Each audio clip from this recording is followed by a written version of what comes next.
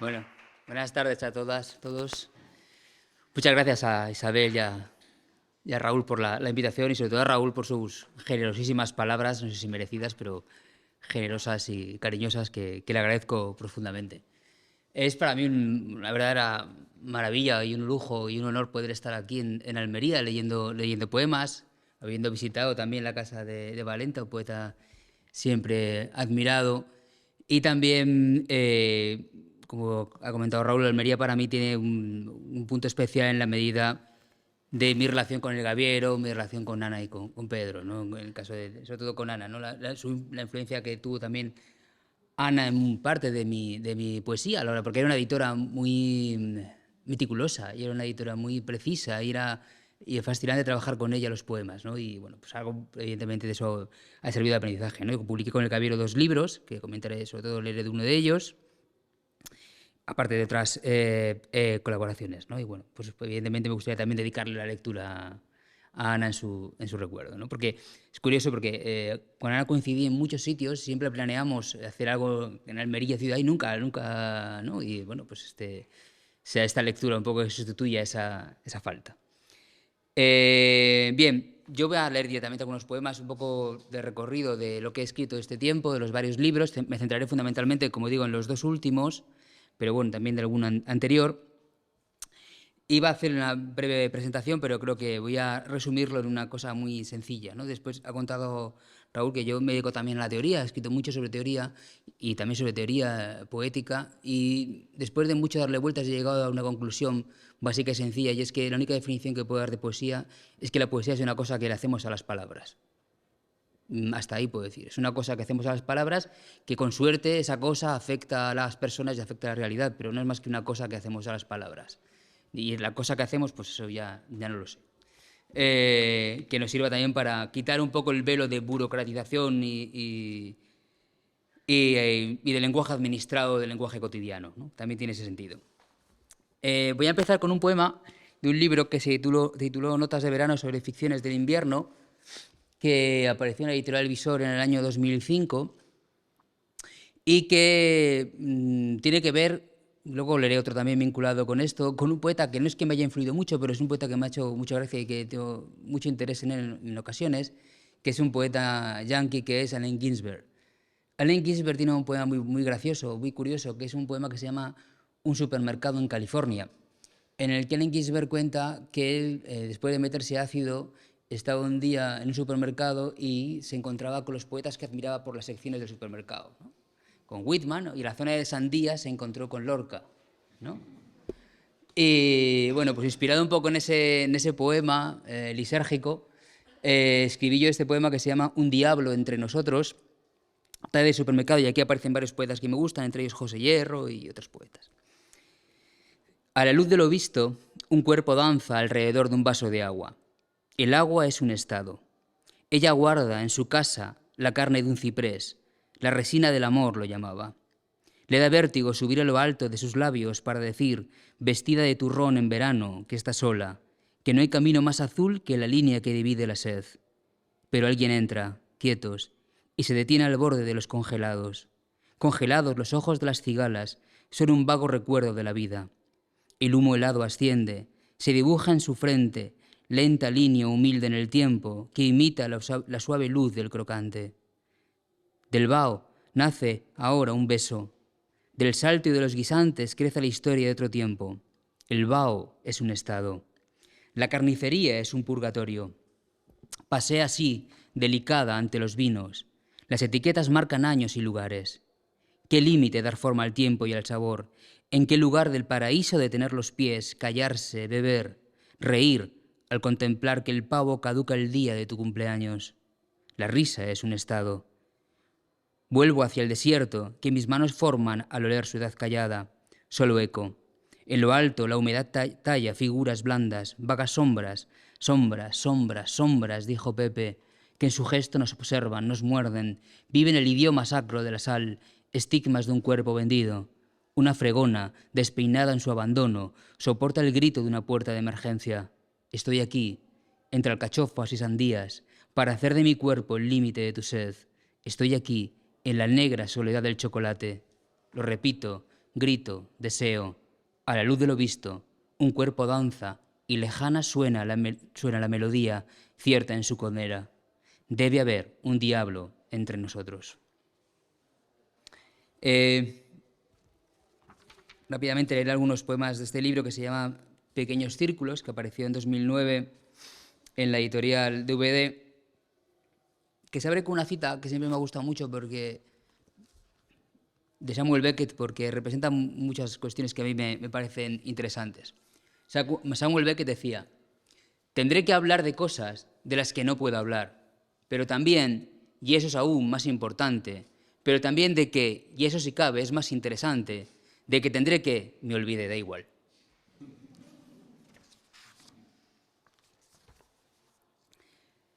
El sonido del champán. Nos hemos sentado en la única mesa libre del restaurante y, sin embargo, sigo imaginando que todo esto no es más que otra pegajosa forma de eso que llamamos realidad, con sus letras grandes y naranjas, con su disciplinado sentido del amor y la costumbre, con sus batas y sus quitanieves, con su música de erizo, con sus etiquetas patrióticas sobre las latas de albóndigas. Pronto vendrá el camarero.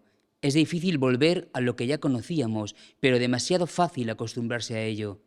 Era la época en la que vivías en un 7º piso, cuando tu vecina, una vieja gorda con aliento a algas podridas, se lanzó por la ventana dejando una estela gris de paloma en el aire. Durante días tuve en la cabeza el sonido gaseoso de su cuerpo al chocar contra el suelo. Me despertaba en mitad de la noche con ese sonido seco y doloroso, como una botella de champán barato al ser abierta. Era una serpiente que volvía, regresaba, se enroscaba sin principio ni fin y se repetía una y otra vez, una y otra vez, una y otra vez, en medio del océano donde me encontraste. ¿Quién probará el vino esta noche, señores? Un poema breve. En muchos libros introduzco una cosa que llama anécdotas, que son poemas breves, que son como flashes, ¿no?, concretos. Se llama Anécdota del hotel. No hay teoremas para esto. Quizá ni siquiera haya gasolina suficiente para la vuelta. Donde hay espejos, es inevitable la vida. Volviendo a lo de Allen Ginsberg que os decía, hay un verso de Allen Ginsberg que me gusta mucho, que es: deberías haberme visto leyendo a Marx. Este poema se titula así y lleva una cita de un poeta en las antípodas de Marx y de Ginsberg, pero que también me gusta mucho, que es Luis Felipe Vivanco. De hecho, hice una edición sobre la obra de Vivanco, que dice: pues eso sería lo más parecido al alma de un oso blanco.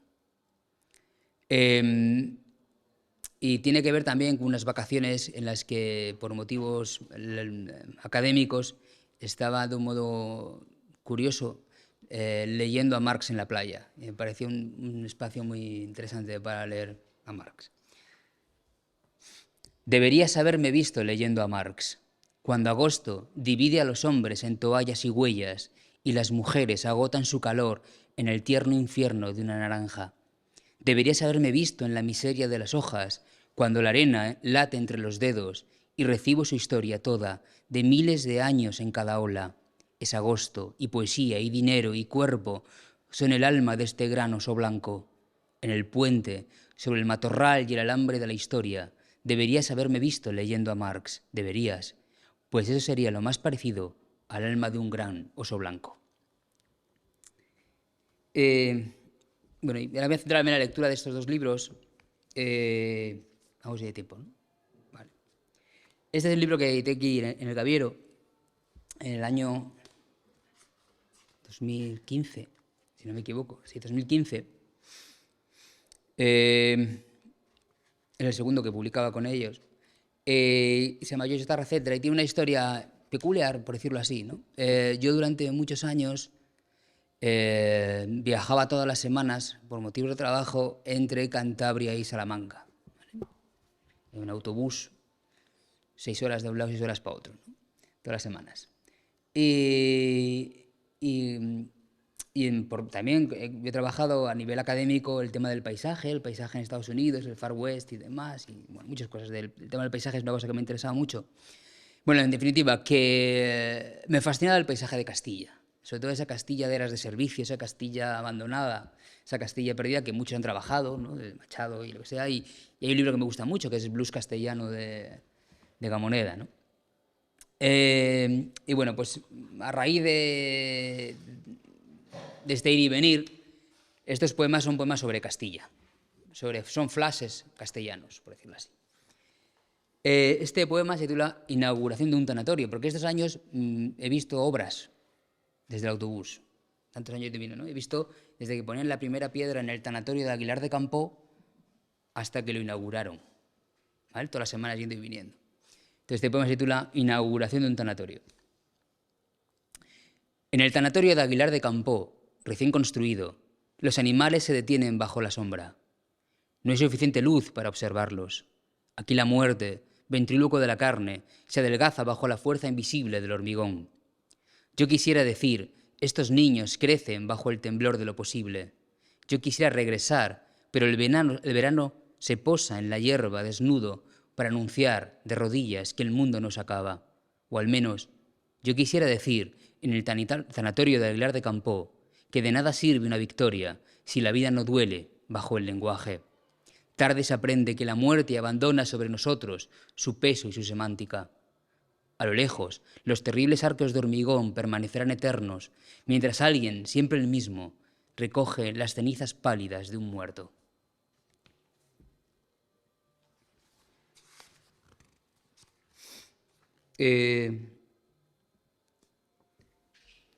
Contigo.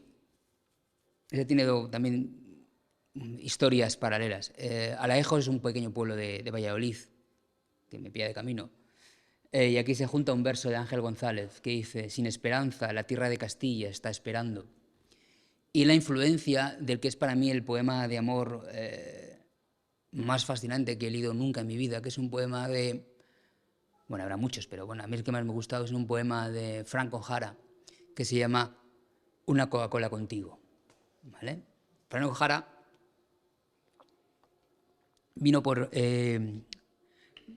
de viaje en Europa con su novio y bueno, pues mientras viajaba por Europa le hizo un poema que es muy bonito que se llama Una Coca-Cola contigo. Pero bueno, el mío se llama Contigo y en lugar de por Europa es en Alaejos. Yo estuve en Alaejos mientras el sol depuraba a los estúpidos hombres que se depilan el pecho. Yo estuve allí donde la tierra nada dice, entre camiones de puertas oxidadas que levantan una tierna piel de polvo de camino al menú del día. En realidad, una sombra aquí equivale al mordisco de un cuerpo débil, apenas nutritivo. Tomar una Coca-Cola contigo en Alaejos es como devolver al tiempo todo el metal prestado, como devolver vida a lo que eternamente se repite.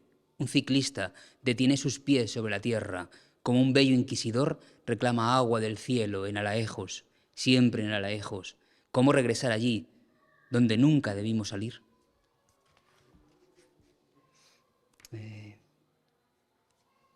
Y de este libro voy a leer un último poema para poder meterme con los otros.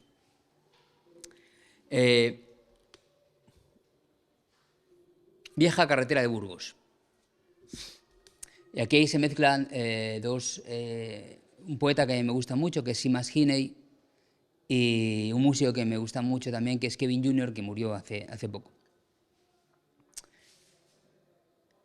Cuando me enteré de la muerte de Seamus Heaney, mi mujer conducía el coche. Se lo dije en voz baja y continuamos. Mis hijos dormían en sus sillas, perfecta gramática del sueño. Atravesábamos así la vieja carretera de Burgos con la deliciosa sucesión de puticlubs y cuevas prehistóricas. Sonaba Kevin Jr. ya fuera, como si de una realidad a punto de extinguirse se tratase. Viejos y hermosos robles ardían, hacían alarde de su sed de permanencia en este mundo. Su estupidez contradecía la sensata necesidad de sus raíces de ocultarse. Y volvía Seamus Heaney, y aquello de que la pérdida siempre ocurre fuera del escenario. Pero no le dije nada a mi mujer que conducía. Recuerdo que esa misma tarde mi hijo mayor estuvo cavando y cavando y cavando en busca de insectos. Algunos huían avergonzados y otros se ovillaban esperando la muerte. Y hallé una hermosa relación entre esos insectos y Seamus Heaney, pero enseguida la olvidé.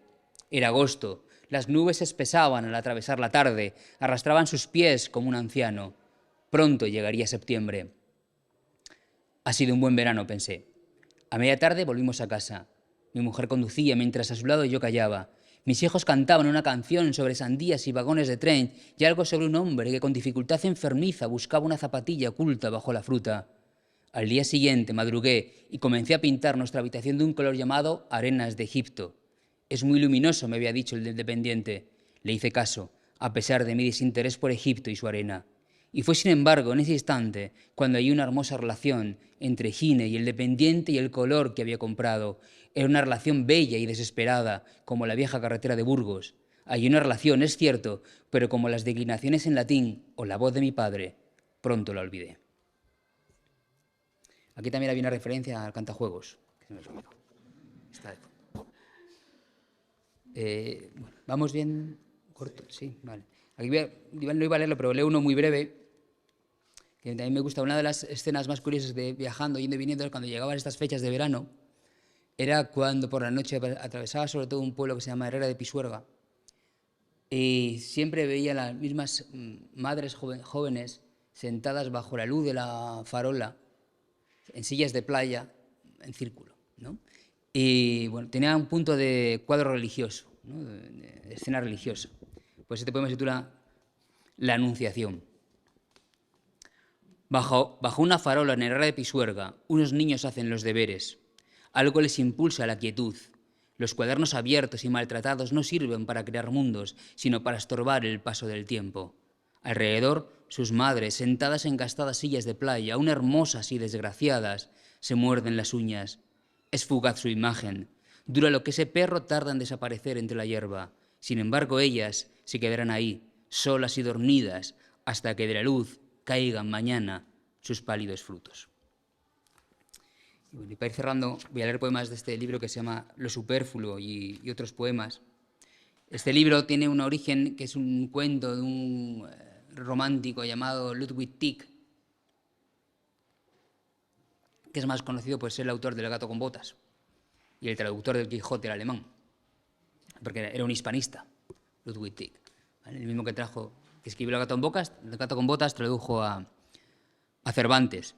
Y tiene un cuento que se llama Lo superfluo, que es muy, muy curioso porque es la historia de una pareja que se dan cuenta de que es una pareja que, básicamente, la idea del amor romántico, ¿no? Hay una cosa que el amor romántico no es algo que es, a ver cómo decirlo, para los románticos el amor es una herramienta de emancipación, ¿vale? Es muy triste es muy curioso que ahora utilicemos el amor romántico como algo negativo, cuando para los románticos el amor era una herramienta de emancipación.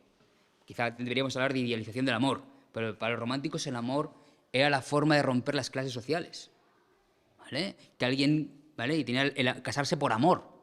Casarse por amor es un invento romántico, ¿vale? Antes se casaba por los elementos concretos de dinero, de clase social. Los románticos rompen eso a través de la idea de amor, ¿no? Y lo superfluo va de eso, ¿no? Del amor como un elemento de conexión. Bueno, no quiero entretenerme con eso.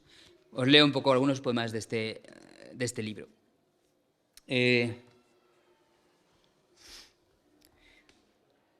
No tienen título la mayoría. Talan los árboles junto a la piscina municipal. Un pájaro vuela eléctrico sobre las cabezas de los niños. El cloro celebra su ritual de agosto. Aquí, la hierba rodea nuestra forma sin pedir nada a cambio. En este lugar sin centro, nada nos impide, como el pájaro, predecir sobre la piel arrugada de los dedos qué fue de nuestro pasado.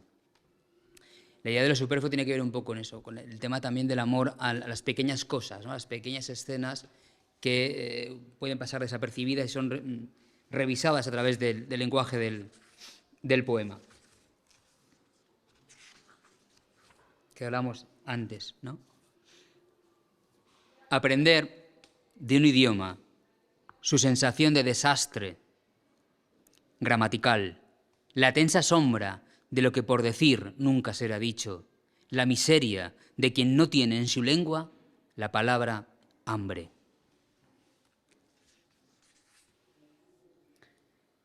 Tengo un animal dentro, dijo. Es tan fácil decir estas cosas que olvidamos la forma insistente con la que el aire cruza nuestras fronteras. Tal vez la fruta sepa explicar su óxido como un bien para el enemigo. Nosotros, sin embargo, velamos a los muertos para conocer nuestro horizonte. La tierra que pisamos, Castilla, es una ilusión entre dos sombras que huyen.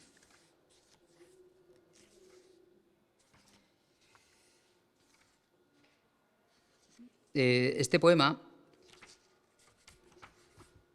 tiene una anécdota, y es que un día vi que estaban en Salamanca desmontando una cabina telefónica en la que durante mis años de estudiante, a un amor que tenía, yo lo utilizaba siempre todas las semanas para llamar desde Salamanca esa cabina, ¿no? Y cuando volví de la cabina solo quedaba un montículo de piedra que no habían podido alisar, ¿no? Que se quedaba el montículo, solo quedaba ese resto de aquella memoria, ¿no? Ese trozo de piedra de lo que era aquella obsesión por aquella cabina, ¿no? Bueno, pues leo el poema. El poema en realidad está todo entre paréntesis. Lo importante, pero bueno. Aquí, y estoy señalando una piedra que asoma anarca en medio del orden lineal de las baldosas que reflejan nuestra densa patología como sociedad, esa imposible tensión entre la paz de las nubes y la eléctrica apatía de las lagartijas, esa miseria que puebla nuestra lengua de animal, que amarga contempla el chirriante carro del mendigo al amanecer, cuyo saludo es una forma que se detiene en el aire y nos empuja sobre esta roca que esclaviza la memoria, en este espacio que huele a castañas en noviembre y que nos interroga como la drosera la hormiga y que nos recuerda que como trampas de oso seguimos cumpliendo años. Aquí, justo aquí, en 1997, había una cabina telefónica. Ahora, solo un hombre que señala torpemente algo que no existe, o una piedra, o ceniza, o simplemente frío. ¿Quién sino tú, Señor, gobierna sobre todas estas temblorosas formas del amor?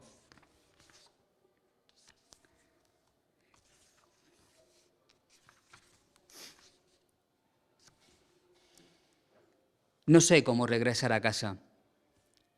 El pobre idioma del musgo que pisamos, su estupidez salada, es inútil en medio de este vacío.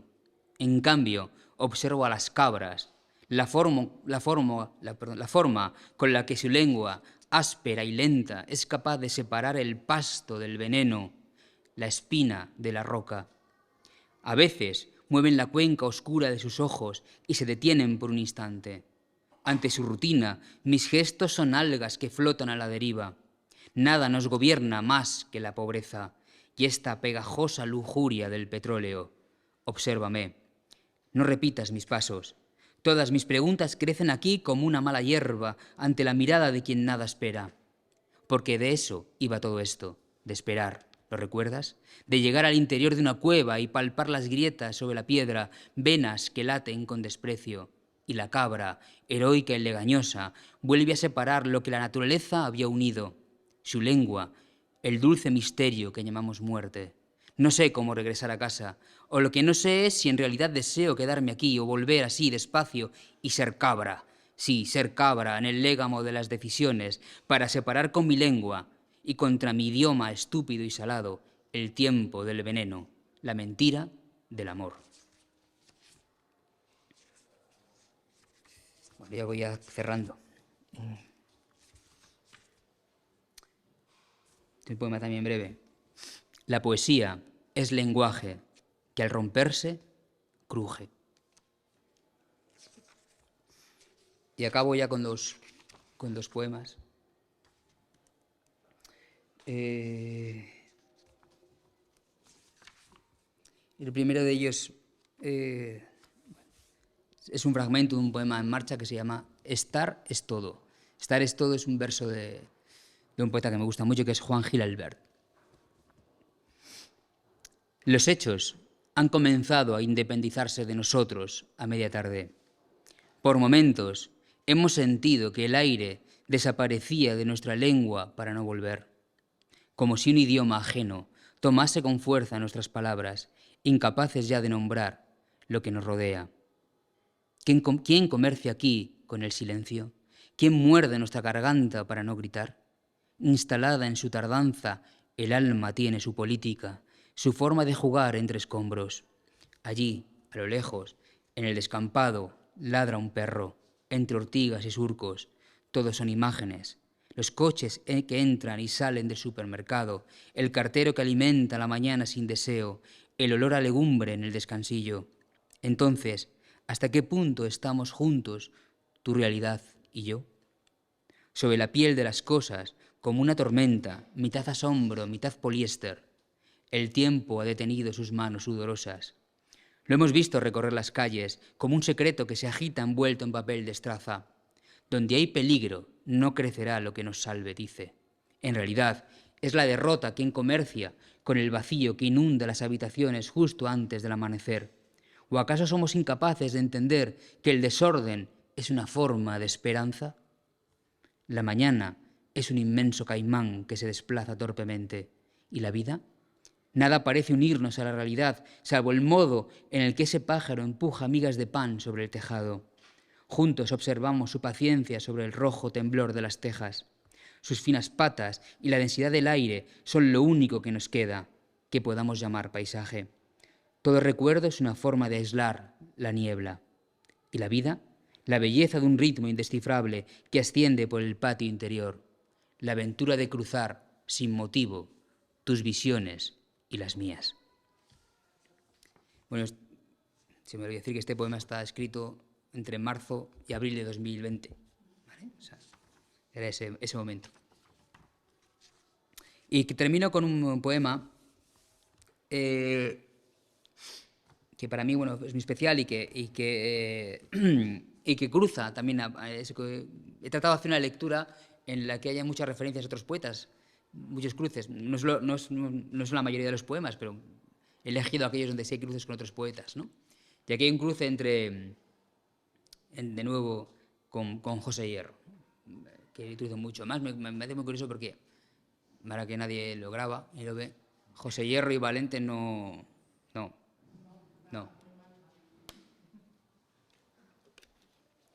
había buen rollo. O sea, ahí tienen sus beefs ahí entre ellos.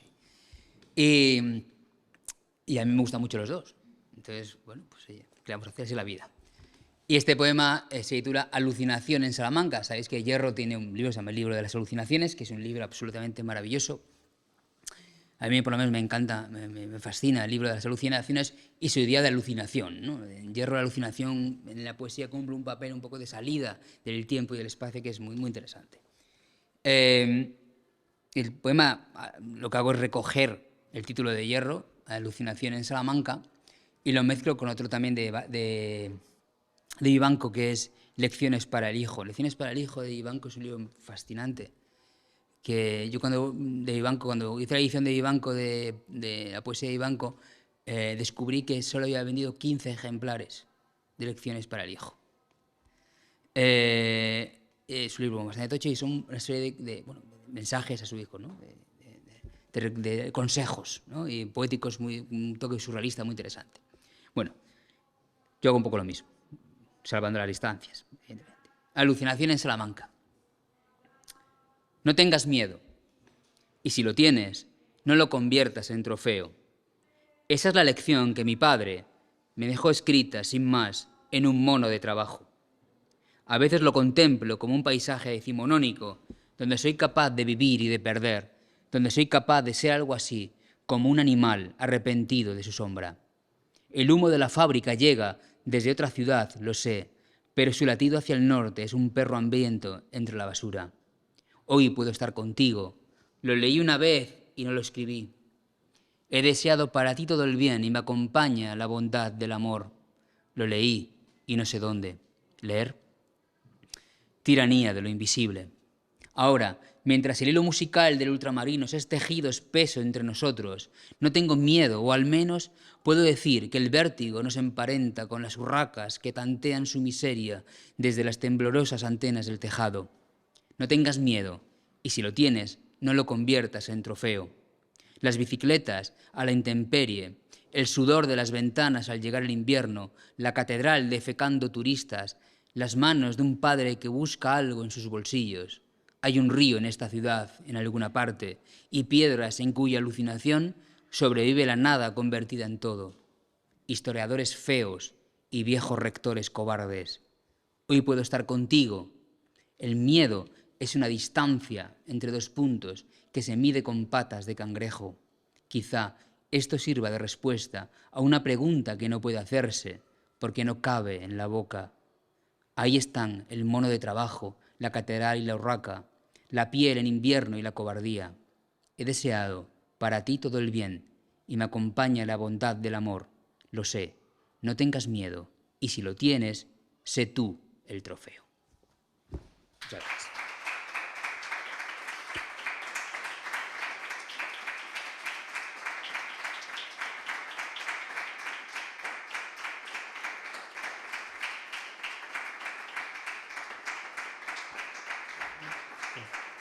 Muchas gracias.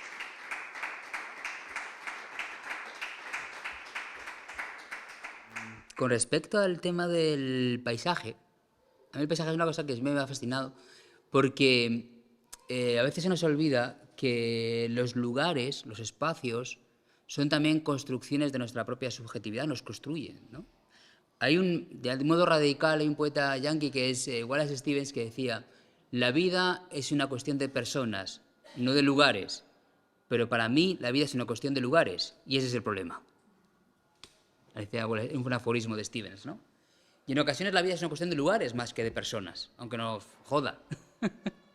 Porque los lugares no solo nos construyen la memoria, los recuerdos, sino que también nos condicionan nuestra forma de ser, ¿vale? Y los paisajes nos condicionan en muchos sentidos. Yo esos años viajando por Castilla me transformó a mí mismo el paisaje. Y entonces el tema del paisaje me parece muy, muy interesante, más allá de lo turístico, o más allá incluso de la belleza del paisaje. Porque no hablo de belleza, no hablo de un paisaje bonito, ¿no? O sea, yo en el libro hablo de muchos polígonos industriales, y yo crecí en un barrio que era un polígono industrial, entonces incluso la retórica, la semántica del paisaje te condiciona luego también las formas de ver, las formas de pensar y las formas de actuar. Por eso siempre me interesó el paisaje como espacio de investigación, como realidad de investigación. Paisaje, ya hago una conexión, que es fundamental para los románticos. En el romanticismo el paisaje, hay un momento muy curioso de los románticos que es cuando los primeros románticos, los románticos son los primeros que hacen montañismo, hacen senderismo. Los primeros. Y una de las cuestiones más curiosas de los románticos, contaba Goethe, era, antes del romanticismo, pero Goethe y esta gente contaba que en sus anécdotas cuando iban a los Alpes y demás, que la gente, claro, la idea era que les pregunta: ¿y a dónde vais? O sea, la mera idea de ir a una montaña para ir a la montaña, el público, la gente no lo entendía. Porque no había ninguna utilidad en el proceso. ¿Por qué vas a los Alpes? Pues para ver los Alpes. Porque el paisaje me afecta, me transforma psicológicamente. Y eso es el romanticismo. Romantizar en Novalis, Novalis lo explica muchas veces, romantizar es, es algo así como transformar lo cotidiano en algo extraordinario. Eso es romantizar, Novalis. Es cuando convertimos algo que vemos todos los días en algo sorprendente. Por eso los románticos insisten mucho en la necesidad de ser niños. La infancia, el retorno a la infancia es uno de los recursos constantes. Uno lee Hölderlin, el Hiperión de Hölderlin, constantemente está diciendo eso, que la ciencia, la razón, nos ha jodido la vida porque ha eliminado la parte de infancia que nos constituye como seres humanos. Y romantizar consiste en eso. De eso Baudelaire decía, ¿no? Genio es infancia recuperada a voluntad. ¿No? Es decir, claro, el problema es, y le pasó a muchos románticos, es cómo puedes volver a ser niño. El arte es una herramienta para ser niño, pero también las drogas te deshabitúan a ver de una forma distinta la realidad. Pero bueno, eso dejámoslo de lado. Y romantizar es eso. ¿Qué ha sucedido? Que en nuestra tradición, sobre todo en las tradiciones del sur de Europa, el romanticismo nos llega en la versión posrevolucionaria. Y entonces nos llega una versión cristianizada, una visión edulcorada y, sobre todo, despolitizada completamente. Claro, es que cuando usted se traduce, o sea, cuando Bordefable traduce... Ya es el Schlegel malo. Claro, es el Schlegel malo. Claro. No, sí, es eso. Que esa es la idea. Cuando el otro Schlegel, Friedrich Schlegel, dice: ¿qué es el romanticismo? Es Revolución Francesa más el Wilhelmeister. Eso, juntado eso es el romanticismo. Porque por eso hay un texto de Gramsci, que es un gran revolucionario, Gramsci, un texto del año 1917 que se llama Socialismo y Cultura, toma a Novalis como referencia. Porque ¿qué decían los románticos? Decían, de nada sirve una revolución política como la que... Porque ellos, cuando llega la Revolución Francesa, los románticos van todos allí. Pero en cuanto empiezan a rodar cabezas, se acojonan. Y dice, no puede, o sea, de nada sirve una revolución política si no va acompañada de una revolución espiritual. De nada sirve. Eso lo dice Novalis. Y eso lo toma Gramsci. Cuando Gramsci se suele decir, porque cuando está en la cárcel dice, a ver, si tenemos todo para hacer la revolución, si tenemos razón, si tenemos la razón, ¿por qué cojones triunfan los fascistas? Creo que no es mal día para... Dice, ¿por qué? Porque nos obsesionamos con el punto de vista puramente economicista y puramente material. Nos olvidamos del elemento espiritual. Y ese es el romanticismo. O sea, básicamente eso es el romanticismo. Lo que pasa es que en el sur de Europa ha llegado la idea del romanticismo llorón, cristianizado, sin ese, pero no solo eso, no solo eso, pensamos en Espronceda. Espronceda, cuando nos hablan de Espronceda en el cole, se nos habla del 100 cañones por banda, pero Espronceda no se olvide que era un revolucionario. Espronceda, en la revolución en París, en 1830, está con los cañones. Y viene aquí y es uno de los liberales radicales en el Congreso de los Diputados que le acaban echando. Que tiene que huir. Que tiene que huir Espronceda porque por rojo le... Pero eso en el cole no nos lo cuentan. Nos cuentan que Espronceda es el 100 cañones por banda, viento, y eso es el romanticismo. Claro. También. Sí, pero se queda con lo superficial. Claro. Los románticos son grandes utópicos. O sea, y por eso a veces Marx, por ejemplo, tiene sus mal rollos con los románticos.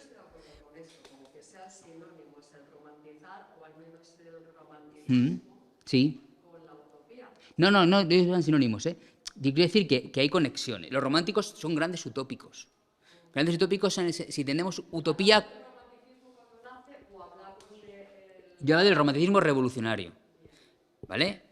Ellos tienen una visión de la sociedad, de lo que debería ser la sociedad, en lo espiritual y en lo material, en el amor, por ejemplo. Una persona que estuvo muy vinculada al romanticismo era Mary Shelley y su madre, Mary Wollstonecraft. Mary Wollstonecraft la echaron de Londres por proponer lo que se llama el poliamor. Ya Mary Wollstonecraft la echaron de Londres porque estaba en una relación amorosa con Fuseli, el pintor, y con la mujer de Fuseli. Y a ella la echan de Londres. Claro. ¿Y quién educa, aparte de los románticos? Godwin, que era un anarquista en Reino Unido, los padres del anarquismo. William Blake, que era un gran poeta, rompe con la familia porque se enamora de una semianalfabeta. Y eso tiene una visión de la sociedad o sea, eran considerados radicales. ¿Y por qué eran considerados? Si hacemos una lista de por qué considerados eran radicales, podemos pensar, ¿por qué eran considerados radicales los románticos? Amor libre, sufragio universal, igualdad entre hombres y mujeres. ¿Los románticos? Hombre, no todos, evidentemente no todos, pero los radicales sí. William Blake, incluso Percy Shelley, dentro de lo que era. Es decir, tenían una serie de posturas, los románticos, que para su momento eran radicales, muy radicales para su momento histórico, políticamente hablando. Pero estoy hablando, una vez a partir de 1810, 1815, 1820, ahí empieza, después de Napoleón, todo el romanticismo. Hay un libro de Heine muy bonito que se llama La escuela romántica. Heine era muy cabrón.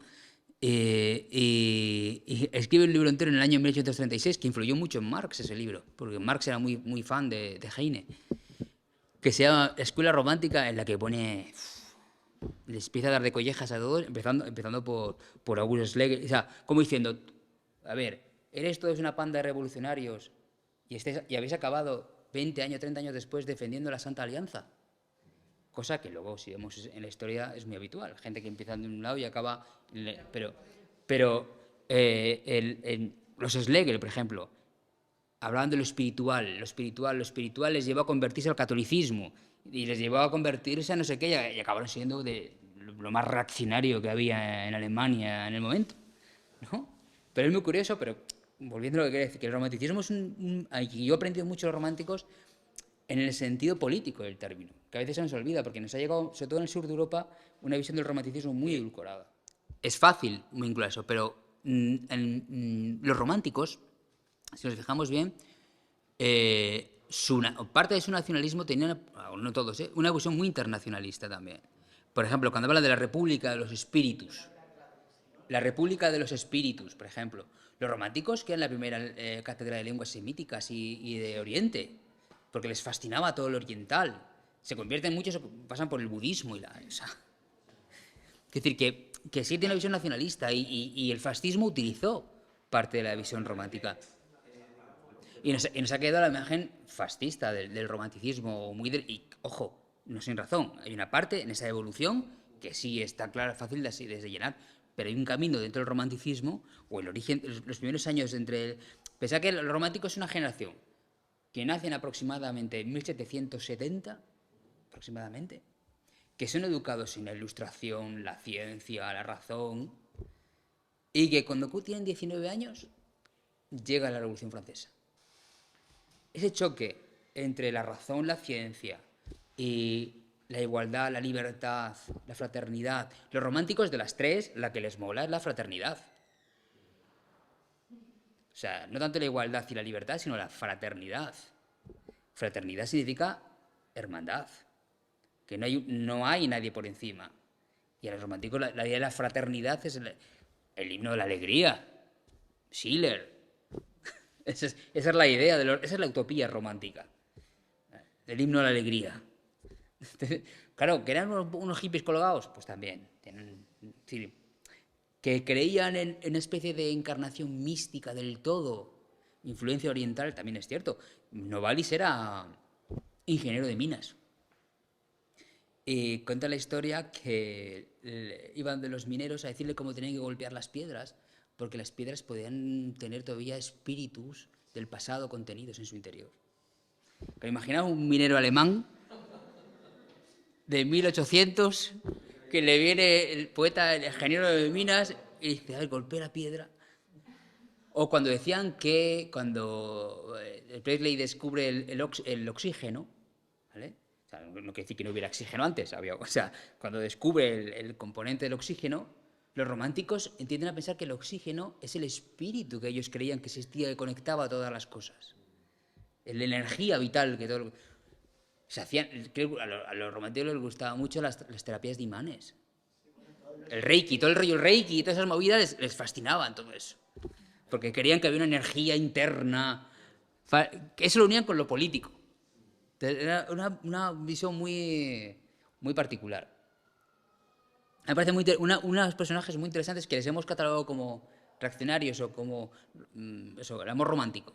O romantizar es algo malo, ¿no? Romantizar, idealizar, que es distinto, o convertirlo en algo que no es. Pero romantizar tiene un sentido de transformación de las relaciones que tenemos con lo cotidiano. Ya había un mensaje político. Vamos, un placer. A vosotros.